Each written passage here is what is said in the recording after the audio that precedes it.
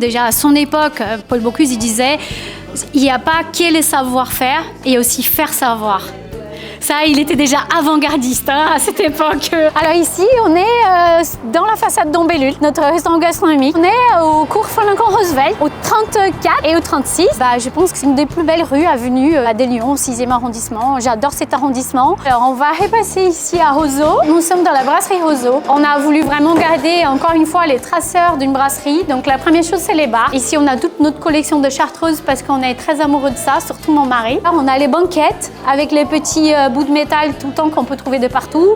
On a les grandes lustres, c'est une série de 5 qui fait venir des États-Unis.